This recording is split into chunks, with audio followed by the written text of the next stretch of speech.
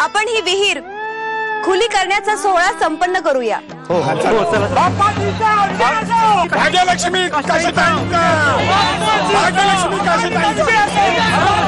अरे थांबा, अरे शांत राहा सगळेजण। ए घबरा, थांबा, नाही तर मला फायरिंग करावं लागेल। एकदम शांत राहा। मला माफ करा।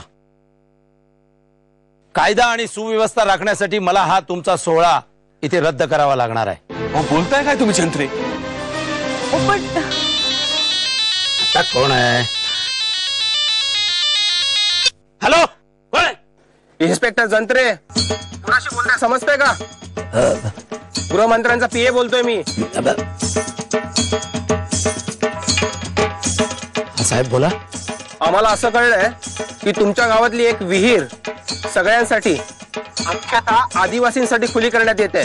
हो हो हो साहेब। तेव्हा चोख बंदोबस्त ठेवा। हो ओके।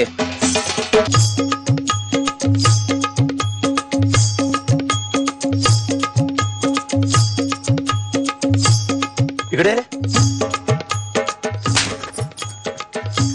मंत्र्यांचा फोन होता।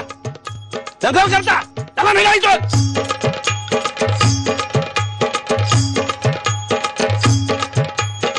अशी बाई, केवढं मोठं कार्य करताय तुम्ही।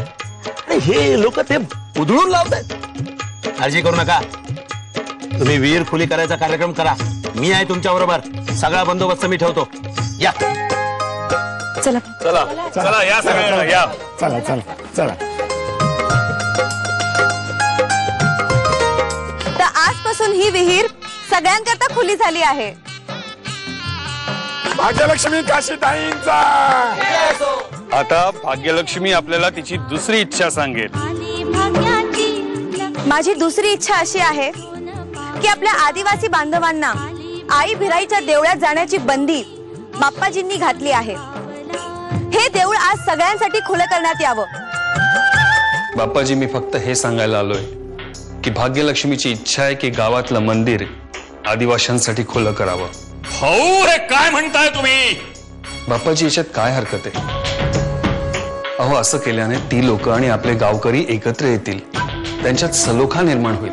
ज्या लोकांनी आजवर भिराई देवीला मानलं नाही त्यांना मंदिरात प्रवेश कशासाठी द्यायचा? याचा अर्थ तुम्ही कार्यक्रमाला येणार नाही।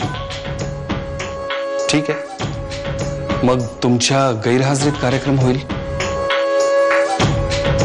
फक्त बाप्पाजी, एक सांगणं आहे माझं तुम्हाला की विहीर खुली करण्याच्या वेळेस तुम्ही जो विघ्न आणण्याचा प्रयत्न केला तसं करू नका। तुम्ही आम्हाला धमकी देताय भाऊ? छे छे, ही विनंती समजा, नाहीतर माझ्याकडे ब्रह्मास्त्र आहेच, ते मला काढायला लावू नका। येतो। माणूस कोणत्याही समाजातला असो, तो जंगलात राहत असो किंवा शहरात राहत असो, त्याला एखाद्या मंदिरात प्रवेश नाकारणं ही अमानवीय गोष्ट आहे।